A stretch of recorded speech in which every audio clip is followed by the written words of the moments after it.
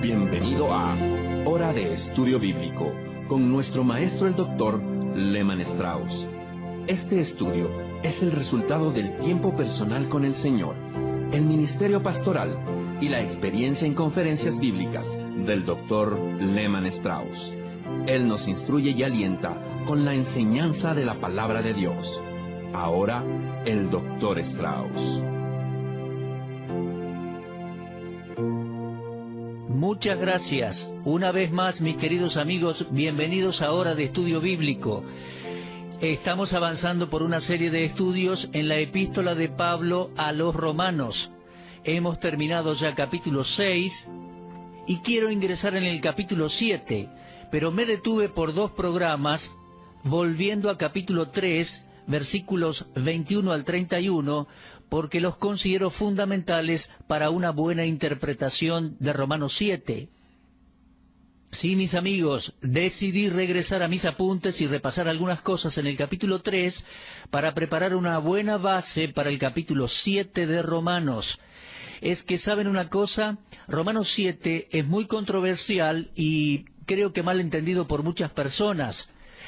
De hecho, me supongo que muchos creyentes no están de acuerdo con el capítulo 7 porque no lo comprenden. La razón es que no se hace énfasis en lo que realmente el capítulo enseña. Sería bueno que leyera mi amigo el capítulo 7 una vez al día y subrayara las palabras principales que yo creo que sobresalen, las palabras mandamiento y ley. También la vamos a considerar hoy porque aparecen en Romanos 3, 21 al 31. Y de esa manera su mente estará preparada para comprender el capítulo 7. Esa es la razón por la cual regresamos al capítulo 3, ya que creo que el capítulo 3 contiene la verdadera base para comprender el capítulo 7.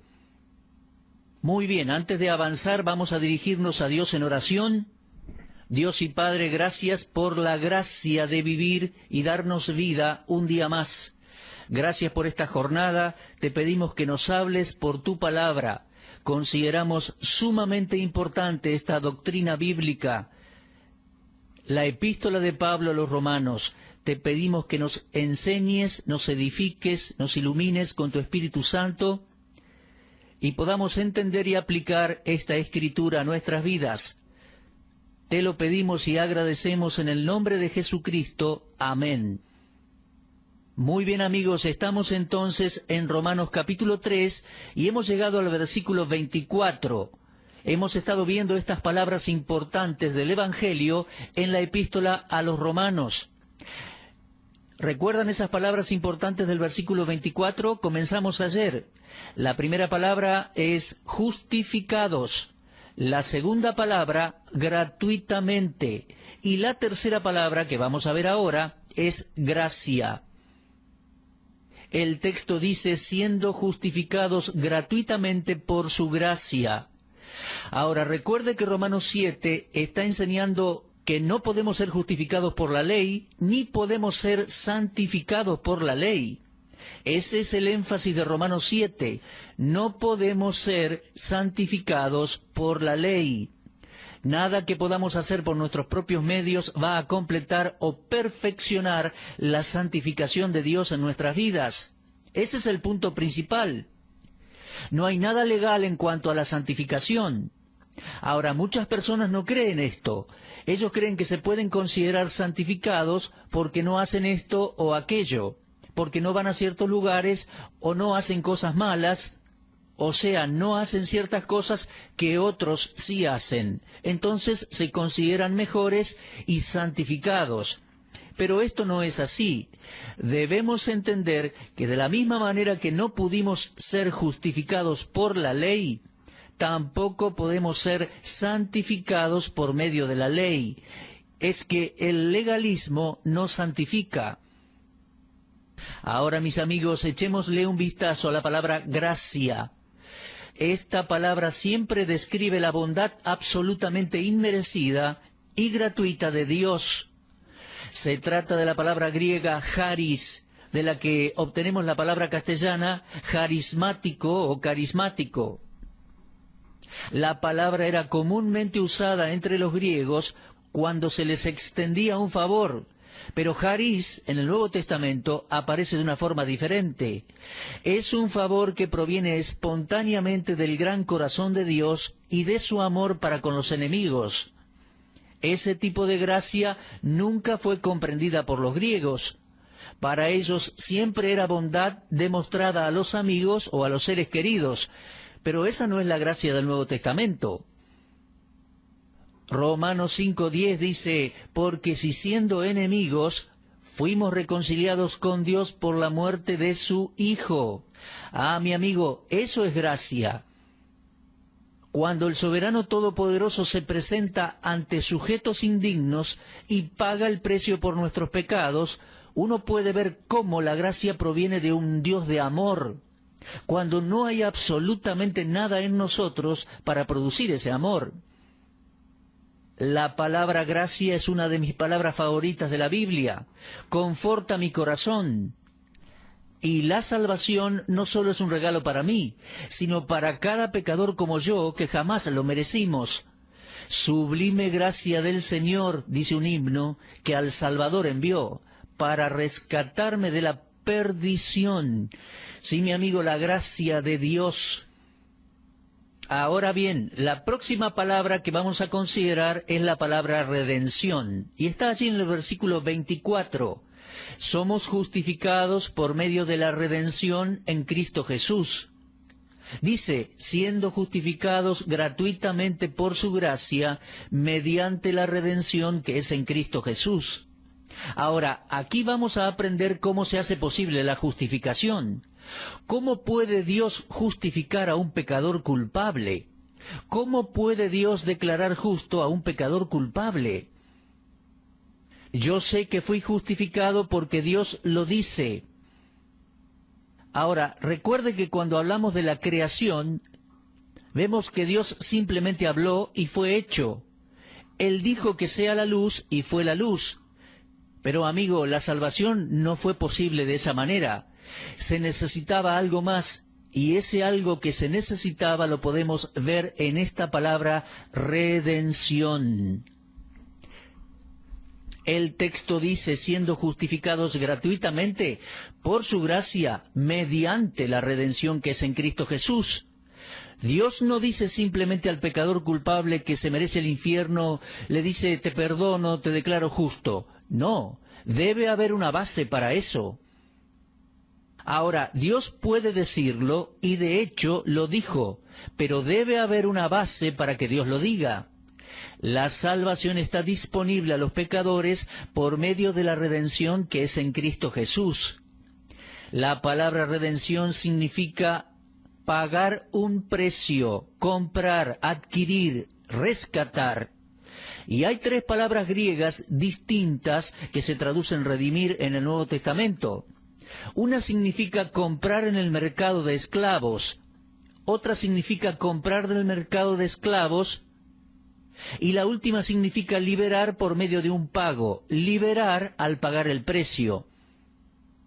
Ahora, la redención de la que Pablo habla aquí en estos versículos es la de un pecador que estaba bajo el dominio del pecado y que ahora ha sido liberado para siempre por medio del pago de un precio de rescate.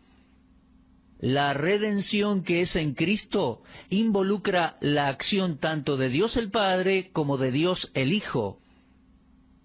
Jesucristo fue el medio sustituto que pagó el precio de rescate y Dios el Padre es el que nos justifica.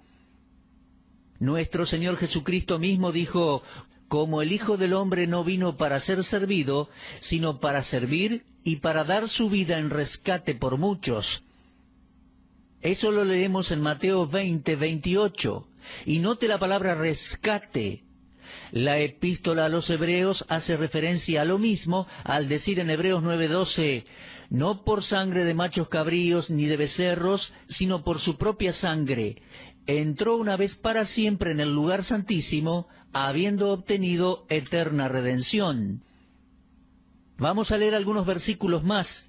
Efesios 1:7 dice, en quien tenemos redención por su sangre, el perdón de pecados según las riquezas de su gracia.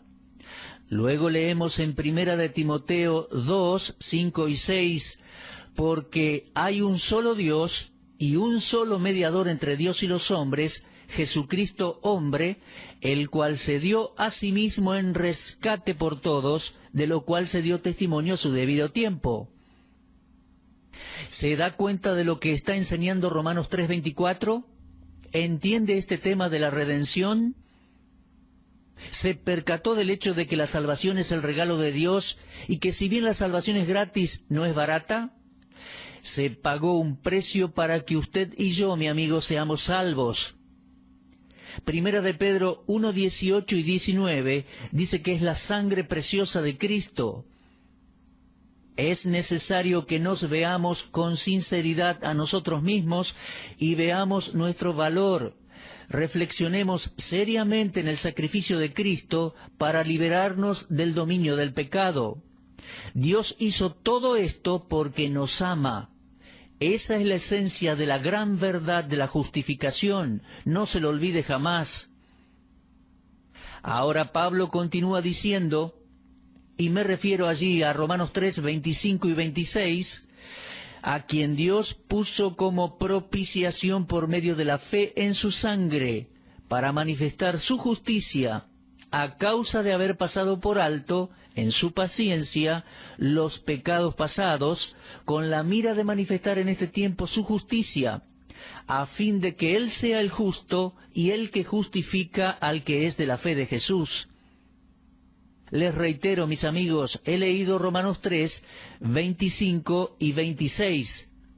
El primer hecho de interés aquí es que Dios ha presentado algo. Fíjese de nuevo en el texto. Dios puso como propiciación a Cristo. Dios lo puso. Y hay un buen énfasis allí en el hecho de que Dios ha dejado algo en claro. Ahora, ¿qué es lo que Dios ordenó o puso? ¿Y qué es lo que dejó bien en claro? Es lo que los enseñadores bíblicos conservadores llaman la obra de Cristo. Las dos palabras claves que Pablo usa son propiciación y sangre. Haría bien en marcarlas allí en los versículos 25 y 26. La palabra propiciación es otra de las grandes palabras del Evangelio. Hemos considerado 4, ¿las recuerda? Justificados gratuitamente, gracia y redención, en el versículo 24, Romanos 3:24. Pero ahora estamos considerando una más, propiciación. Se trata de la declaración de Dios del significado de la muerte de Cristo en la cruz. Es Dios quien declara lo que sucedió en la cruz. Algo maravilloso sucedió en la muerte de nuestro Señor, y Pablo usa la palabra propiciación para describirlo. Mi amigo, la palabra traducida como propiciación es muy importante y demanda una atención cuidadosa. Viene del verbo griego que significa ofrecer un sacrificio. En Hebreos 9:5, esa misma palabra se traduce propiciatorio, lo que significa el lugar de la expiación, el lugar donde se derramaba la sangre. Esto viene de Levítico 16. Allí se hace referencia a la tapa de oro del arca del pacto. En el arca había una copia de los 10 mandamientos que el pueblo de Israel había violado. Entonces, en el día de la expiación, una vez al año, el sumo sacerdote entraba al lugar santísimo y rociaba con sangre sobre el propiciatorio, sobre la tapa de oro de esa arca. Y cuando Dios, el Dios Santo ofendido por el pecado, veía esa sangre, el ofensor era perdonado. Era el día de la expiación. La ira de Dios contra la ofensa y contra el ofensor quedaba satisfecha y Dios mostraba misericordia. Ahora, ¿puede entender la importancia de esta gran palabra, propiciación, en el contexto de este pasaje de Romanos? El mismo Dios que nosotros, siendo pecadores, hemos ofendido, ha provisto el sacrificio propiciatorio en la persona de su Hijo, el Señor Jesucristo. Piense en eso, mi amigo. Dios mismo lo hizo, y ahora su ira contra el pecado y el pecador han sido satisfechas. El propiciatorio pasó a ser el lugar de misericordia por medio del sacrificio de nuestro bendito Señor. En 1 de Juan 2:2 leemos así: Él es la propiciación por nuestros pecados, y no solamente por los nuestros, sino también por los de todo el mundo. Nuestro Señor Jesucristo, por el derramamiento de su propia sangre, satisfizo la justa demanda de la ley de Dios. Y creo que en este momento, si usted lee la parábola de Lucas, capítulo 18, 9 al 14, va a ayudarle mucho. Por favor, vaya por un momentito allí, a Lucas 18, comenzando a leer desde versículo 9. Es una sección muy importante. La historia que el Señor relata es acerca de dos hombres que acudieron al templo judío para orar. Uno era fariseo, un rígido religioso, y el otro un publicano, un indigno cobrador de impuestos. Ahora, los fariseos se autojustificaban. Eran personas muy religiosas y aparentemente piadosas por fuera. O sea, buscaban impresionar a otros con su espiritualidad y religiosidad. El fariseo diezmaba, asistía, se veía muy bien por fuera, pero por dentro todo estaba mal. En su corazón había envidia, celos, odios y egoísmos, pero por fuera se congregaba, pagaba sus diezmos, parecía ser muy justo y piadoso. Y el Señor dijo: dos hombres subieron al templo a orar. Uno era fariseo y el otro publicano. Mientras oraban, el publicano estaba lejos, no quería ni alzar los ojos al cielo, sino que se golpeaba el pecho diciendo, y escucha estas palabras, mi amigo: Dios, sé propicio a mí, pecador. Y Jesús le dijo a la gente que ese hombre que estaba orando de esa manera, lo leemos allí en Lucas 18:14, descendió del templo a su casa justificado. Por favor, subraye esa palabra, justificado. Lucas 18:14. ¿Se da cuenta? El publicano, dándose cuenta de su imposibilidad de librarse de la pena y culpa del pecado, acudía a Dios para ser librado y Dios lo declaró justo. Él había clamado a Dios: sé propicio a mí, aplica esa sangre sacrificial a mi vida. Y el pecador no fue solamente perdonado, sino que pasó a tener una buena relación con Dios, una relación justa. Fue justificado por Dios. Ahora, mi amigo, hay una gran diferencia entre la justificación del publicano de Lucas 18 y la nuestra. Porque fíjese cuidadosamente en la declaración de Pablo en Romanos 3:25 y verá cómo la palabra propiciación está ligada a la palabra sangre. Fíjese por favor ahora, Romanos 3:25, a quien Dios puso como propiciación por medio de la fe en su sangre. Es que las dos palabras jamás pueden separarse. El medio para la propiciación o el sacrificio propiciatorio era y es la sangre del Señor Jesucristo. Esto, mi amigo, es una maravillosa verdad, una declaración impactante. Hay propiciación en su sangre derramada en la cruz. Ahora, esta es la verdad básica y esencial que está entretejida en todo el Nuevo Testamento, y me apena muchísimo que en la actualidad no se hable mucho de la sangre de Cristo, ya que es un gran tema. Hoy en día muchos creyentes usan distintas traducciones de la Biblia o paráfrasis en las cuales la palabra sangre ha sido reemplazada por alguna otra palabra. Y cuando le pregunto a la gente por qué usan esa paráfrasis, la mayoría de las veces me responden que es porque es más fácil de leer o entender. Creo que no se dan cuenta que la paráfrasis que se lee más fácil no es necesariamente certera y confiable. Muchas veces una traducción es cubierta por las ideas preconcebidas del traductor o su tradición. Mi amigo, el punto que Pablo destaca en Romanos 3:25 es que nuestro Señor Jesucristo no podía ser nuestra propiciación aparte del derramamiento de su sangre. Y permítanme pedirle que examine otros versículos en la Biblia. Hechos 20:28, por ejemplo, dice, la iglesia del Señor, la cual Él ganó por su propia sangre. Además, por ejemplo, Romanos 5:9, mucho más, estando ya justificados en su sangre, por Él seremos salvos de la ira. Y hay otros pasajes más, como Efesios 1:7, Efesios 2:13, Colosenses 1:14, y muchos más. Estos solo son algunos de los versículos del Nuevo Testamento que enseñan la importancia de la sangre de Cristo, proveyendo el sacrificio propiciatorio, tal como también lo dice el Antiguo Testamento, Ahora, mis amigos, hace un momento comencé a hablar de Lucas 18 y no terminé de decir lo que iba a decir.